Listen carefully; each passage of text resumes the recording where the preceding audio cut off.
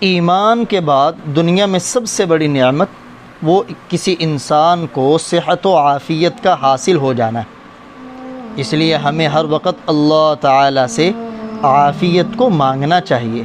احادیث مبارکہ میں بھی اس کی آپ صلی اللہ علیہ وآلہ وسلم نے ترغیب دی ہے۔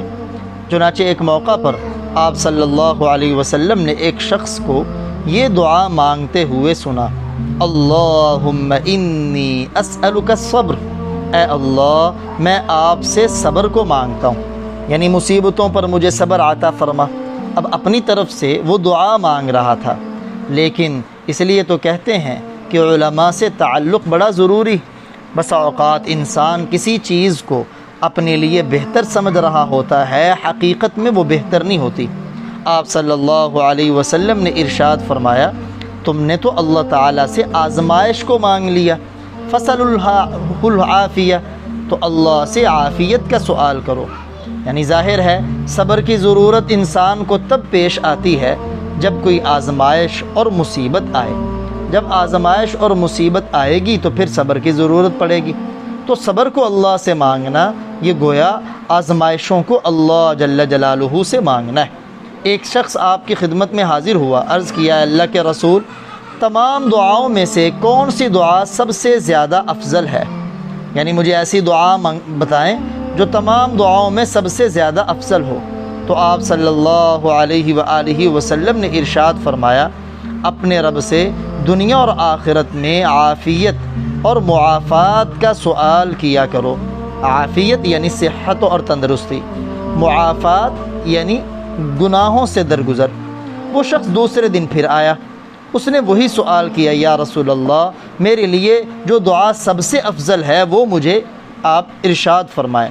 آپ نے پھر وہی پہلا جواب ارشاد فرمایا، لیکن اس آدمی کے دل میں بڑی بے چینی تھی۔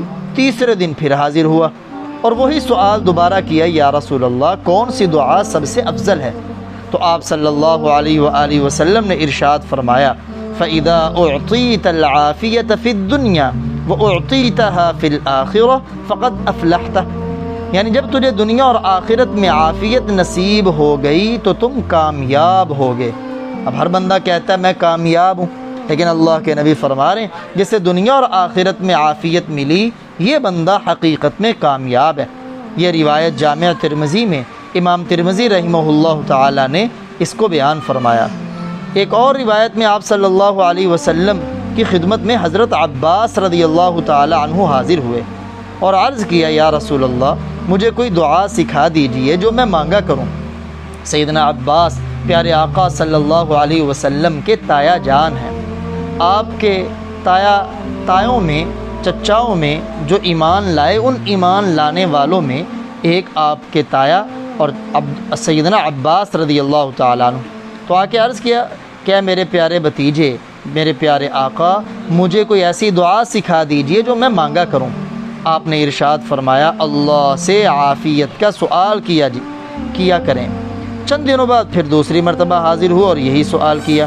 آپ نے ارشاد فرمایا، اے عباس، اے اللہ کے رسول کے چچا، اللہ سے دنیا اور آخرت میں عافیت کو مانگو۔ یعنی یہ بہت بڑی اللہ تعالیٰ کی نعمت ہے، اسے معمولی نہ سمجھو۔ چنانچہ ہمیں بھی اپنی دعا کا اس کو حصہ بنانا چاہیے۔ سیدنا عبداللہ